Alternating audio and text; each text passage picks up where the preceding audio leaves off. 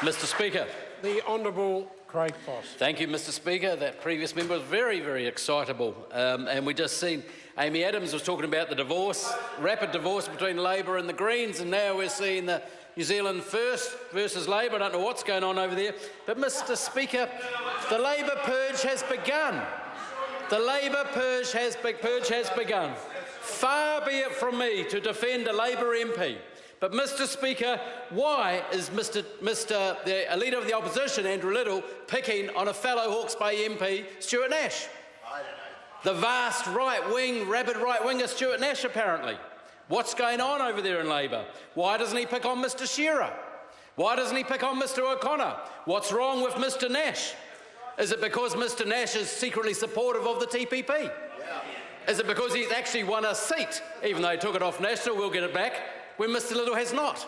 What's going on, Mr. Speaker? The purge has begun. No longer is free speech and choice an option within the Labor Party or their recent members.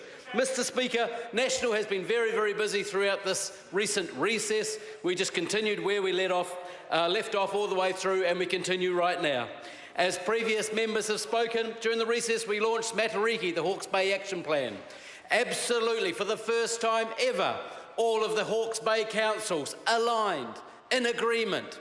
All of the councils, the Regional Council, iwi, business and central government aligned with an action plan, a strategy to grow jobs, help realise potential and to help the mighty Hawke's Bay help itself. And funnily enough, Mr. Speaker, that plan praised and supported by Mr. Nash. Perhaps that is why Mr. Little isn't supporting his own MP, Mr. Speaker. That plan, Matariki and Hawke's Bay, as Minister Antoli just said, Project 1,000 new jobs for people on some kind of assistance from the taxpayer to help grow with the horticultural industry. $25 million investment in core transport infrastructure to help goods and produce to get to the port of Napier, to make our roads safer, Mr. Speaker.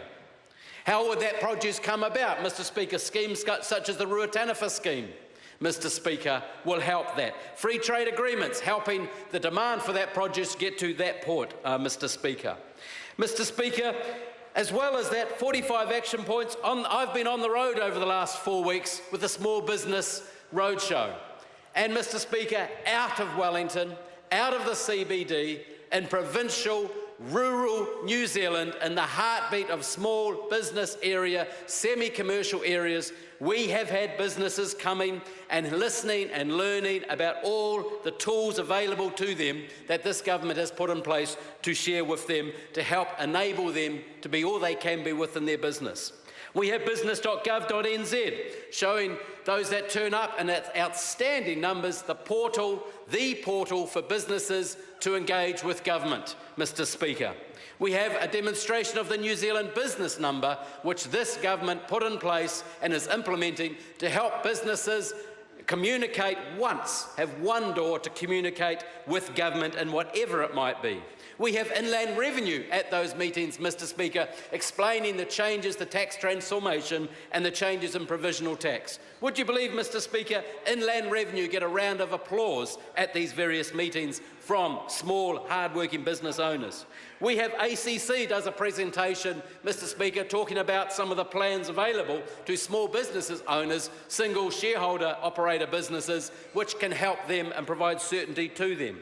We have Statistics New Zealand showing where information can be found to assist businesses learn more about not only their competitors, but their potential markets. We have MFAT there, advising on free trade agreements and tariff situations in various markets. We have WorkSafe in there, explaining to businesses they don't need to spend a whole lot of money to buy an expensive program, actually work with WorkSafe and they'll find themselves saving a whole lot of money. We have the digital journey people there. We have the Labour Inspectorate there, pointing out to small businesses that they can download for free an employment agreement written by MB to help make them safe and saving them funds, time and resources. And of course we have regional business partners talking about the Callaghan Institute and how to access them. Mr. Speaker, this government is positive, it is united, we are not going after each other like the Labour Party is now doing. We're continuing the hard work, the focus to help enable New Zealand to be